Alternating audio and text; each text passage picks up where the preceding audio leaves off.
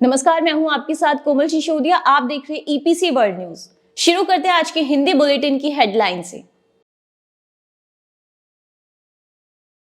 IRDAI ने infrastructure date fund में बीमाकर्ता निवेश के लिए मानदंडों को बनाया आसान। पीएम गति शक्ति के तहत 63वीं नेटवर्क प्लानिंग ग्रुप की बैठक में 3 इंफ्रास्ट्रक्चर प्रोजेक्ट्स पर हुई चर्चा। गडकरी ने केरल में 1464 करोड़ रुपए की राजमार्ग परियोजना का किया अनावरण। निप्पॉन स्टील को यूएस स्टील का अधिग्रहण पूरा करने का है भरोसा। आरईसी फाइनेंसिंग रेल विकास इंफ्रा प्रोजेक्ट्स दोनों के लिए फायदे की है स्थिति। लाल सागर में समस्याएं निर्यात को कर रही प्रभावित।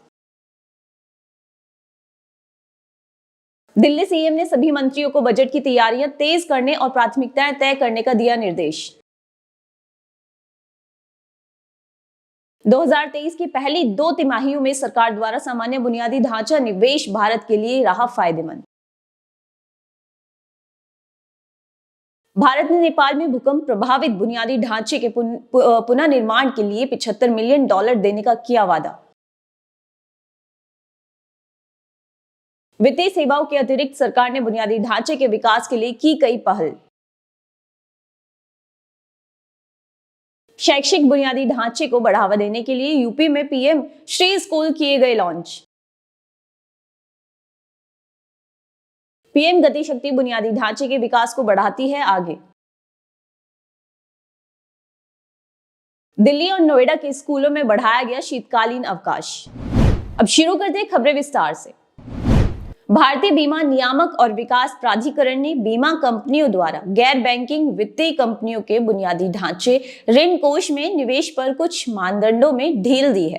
पहले बीमाकर्ताओं को केस दर केस आधार पर केंद्र सरकार द्वारा समर्थित आईडीएफ में निवेश करने की अनुमति थी। नियामक ने क्षेत्र में बीमाकर्ताओं द्वारा निवेश को प्रोत्साहित करने और व्यापार करने में आसानी बढ़ाने के उपाय के रूप में आईडीएफ के लिए मामले दर मामले अनुमोदन की आवश्यकता को समाप्त कर दिया। ये आईडीएफ एनबीएफसी को बुनियादी ढांचा क्षेत्र के वित्त पोषण में बड़ी भूमिका निभाने में सक्षम बनाने के भारतीय रिजर्व बैंक यानी आरबीआई के फैसले के मद्देनजर है। 63वीं नेटवर्क प्लानिंग ग्रुप यानी एनपीजी की बैठक 4 जनवरी 2023 को वाणिज्य भवन नई दिल्ली में विशेष सचिव यानी लॉजिस्टिक्स डीपीआईआईटी की अध्यक्षता में बुलाई गई थी। बैठक में सड़क परिवहन और राजमार्ग मंत्रालय, नागरिक उड्डयन मंत्रालय, रेल मंत्रालय, बंदरगाह, जहाजरानी और जलमार्ग मंत्रालय, परिवहन विभाग सहित प्रमुख मंत्रालयों और विभागों की सक्रिय भागीदारी देखी गई। बैठक के दौरान एनपीजी ने एमओआर और एमओआरटीएच से संबंधित 3 परियोजनाओं पर चर्चा की, जिनकी कुल परियोजना लागत रुपए से अधिक है 5000 करोड़। इनमें ओडिशा और छत्तीसगढ़ राज्यों से गुजरने वाली एक नई रेलवे लाइन परियोजना भी शामिल है। ये परियोजना देश के उत्तरी पश्चिमी हिस्से में कोयला खदानों से विभिन्न उद्योगों, थर्मल पावर प्लांटों तक कोयला परिवहन की सुविधा प्रदान करेगी। केंद्रीय सड़क परिवहन और राजमार्ग मंत्री नितिन गडकरी ने केरल में 1464 करोड़ से अधिक के निवेश के साथ 12 राष्ट्रीय राजमार्ग परियोजनाओं का उद्घाटन और शिलान्यास किया है। मंत्री ने शनिवार को कहा कि 105 किलोमीटर की कुल राजमार्ग लंबाई प्रत्यक्ष और अप्रत्यक्ष रूप से रोजगार के पर्याप्त अवसर पैदा करने के लिए तैयार है, जिससे केरल में सामाजिक आर्थिक विकास को बढ़ावा मिलेगा। प्रस्तावित परियोजनाओं का उद्देश्य तमिलनाडु और केरल के बीच निर्बाध कनेक्टिविटी को बढ़ाना, तेज और परेशानी मुक्त परिवहन सुनिश्चित करना है। ये पहल समग्र परिवहन लागत को कम करने का वादा करती है। उन्होंने बताया कि इसके अलावा राष्ट्रीय राजमार्गों पर काले धब्बों को खत्म करने पर ध्यान देने से सड़क दुर्घटनाओं में कमी आने की उम्मीद है। जापान की शीर्ष इस्पात निर्माता निप्पॉन स्टील को श्रमिक संघ और कुछ अमेरिकी सीनेटरों के विरोध के बावजूद अमेरिकी स्टील के अपने नियोजित अधिग्रहण को सफलतापूर्वक पूरा करने का भरोसा है।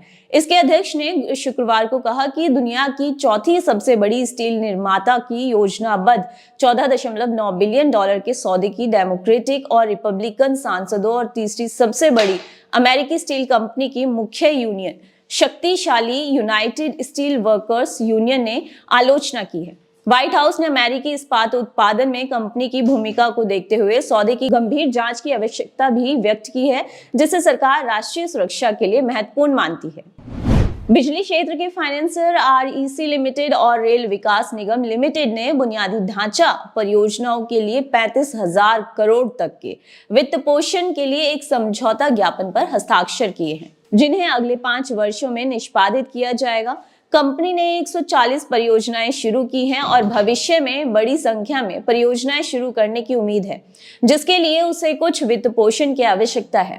RVNL के निदेशक राजेश प्रसाद ने NDTV प्रॉफिट को बताया कि बैंकों के पास जाने के बजाय उसने उस विकल्प के साथ जाने का फैसला किया जो उसके लिए सबसे अच्छा काम करता है। रेल इंफ्रास्ट्रक्चर कंपनी शुरू में नामांकन के माध्यम से परियोजनाएं प्राप्त करती थी, लेकिन अब ये हाइब्रिड इकाई मॉडल का उपयोग कर रही है। एक अधिकारी ने कहा कि लाल सागर में परेशानी बढ़ने से भारत के निर्यात पर असर पड़ना शुरू हो गया है, क्योंकि जहाजों को अमेरिका और यूरोप के गंतव्यों तक पहुंचने के लिए लंबा रास्ता अपनाना पड़ रहा है। लाल सागर और भूमध्य सागर को हिंद महासागर से जोड़ने वाला एक महत्वपूर्ण शिपिंग मार्ग बाब अल मंडेब जल डमरू मध्य के आसपास की स्थिति, यमन स्थिति हौती आतंकवादियों के हालिया हमलों के कारण खराब हो गई। इन हमलों के कारण shippers Cape of Good Hope के माध्यम से खेप ले जा रहे हैं, जिसके परिणाम स्वरूप लगभग 14 दिनों की देरी हो रही है और माल ढुलाई और बीमा लागत भी अधिक हो रही है। 4 जनवरी को वाणिज्य मंत्रालय में एक उच्च स्तरीय बैठक में संबंधित हितधारकों के सामने आने वाले मुद्दों पर चर्चा की गई। अधिकारियों ने कहा कि दिल्ली का बजट फरवरी में पेश किया जाएगा और शिक्षा, स्वास्थ्य, बिजली, पानी, सड़क, बुनियादी ढांचे और लोगों के लिए अधिक उपहार पर विशेष ध्यान देने के साथ 80,000 करोड़ से अधिक होने की संभावना है।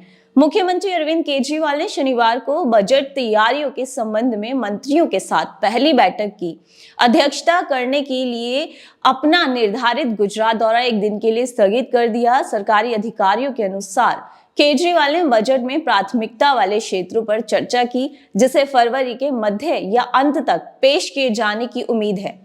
सीएम ने सभी मंत्रियों को बजट की तैयारियां तेज करने और प्राथमिकताएं तय करने का निर्देश दिया है। अगले सप्ताह मुख्यमंत्री की अध्यक्षता में सभी मंत्रियों और अधिकारियों की बैठक होगी, जिसमें प्राथमिकताओं को अंतिम रूप दिया जाएगा। RBI के पूर्व गवर्नर रघुराम राजन ने हाल ही में एक इंटरव्यू में कहा कि उन्हें खुशी है कि भारत उम्मीदों से बेहतर प्रदर्शन कर रहा है। इससे पहले कांग्रेस नेता राहुल गांधी के साथ अनौपचारिक बातचीत में उन्होंने कहा था कि भारत वित्त वर्ष 2023 से 24 में 5% की वृद्धि हासिल करने के लिए भाग्यशाली होगा। FY23 में भारतीय अर्थव्यवस्था 7.2% बढ़ी थी। FY23 से 24 में भारत की GDP वृद्धि संख्या Q1 में 7.8% और Q2 में 7.6% रही। ET मार्केट से बात करते हुए राजन ने कहा कि 3 चीजों ने भारत के लिए काम किया है। हालांकि अन्य अर्थव्यवस्थाएं कोरोना के बाद की अवधि में संघर्ष कर रही हैं। 3 बड़े कारण हैं। औद्योगिक जगत की गति धीमी नहीं हुई जैसा अनुमान लगाया गया था। दूसरा, चीन में वस्तुओं की मांग कम रही, जिससे कमोडिटी की कीमतें, विशेष रूप से ऊर्जा की कीमतें कम रहीं। भारतीय GDP को हमेशा इसका फायदा मिलता है क्योंकि हम ऊर्जा आयातक हैं। दोनों विदेश मंत्रियों ने संयुक्त रूप से 2015 और 2023 के भूकंपों के बाद नेपाल में शुरू की गई अन्य पुनर्निर्माण परियोजनाओं का भी उद्घाटन किया। इसमें 25 स्कूल, 32 स्वास्थ्य परियोजनाएं और एक सांस्कृतिक विरासत परियोजनाएं शामिल थी। विदेश मंत्री S जयशंकर ने शुक्रवार को कहा कि भारत पिछले साल नवंबर में पश्चिमी नेपाल में आए भूकंप से क्षतिग्रस्त बुनियादी ढांचे के पुनर्निर्माण के लिए नेपाली 1,000 करोड़ या $75 मिलियन का वित्तीय सहायता पैकेज प्रदान करेगा। जयशंकर ने अपने नेपाली समकक्ष NP सौद के साथ भारतीय सहायता से निर्मित त्रिभुवन विश्वविद्यालय के नए केंद्रीय पुस्तकालय का संयुक्त रूप से उद्घाटन करते हुए जजरकोट में भूकंप प्रभावित क्षेत्रों में पुनर्निर्माण के लिए सहायता पैकेज के बारे में विवरण प्रदान किया है। वित्तीय सेवाओं के अतिरिक्त सचिव MP तंगरीला ने शुक्रवार को कहा कि सरकार ने बुनियादी ढांचे के विकास के लिए कई पहल की हैं, क्योंकि इसका एक मजबूत गुणक प्रभाव है और ये देश के विकास में महत्वपूर्ण भूमिका निभाता है। India infrastructure finance company limited के 19वें स्थापना दिवस पर बोलते हुए उन्होंने कहा कि बुनियादी ढांचा क्षेत्र में मजबूत बैकवर्ड और फॉरवर्ड लिंकेज है। उन्होंने कहा कि इस क्षेत्र को समर्थन देने के लिए सरकार ने कई पहल की हैं, जिसमें 1.3 ट्रिलियन अमेरिकी डॉलर का PM गति शक्ति राष्ट्रीय मास्टर प्लान भी शामिल है, जो इस क्षेत्र में प्रणालीगत और प्रभाव सुधार लाने में अग्रणी रहा है।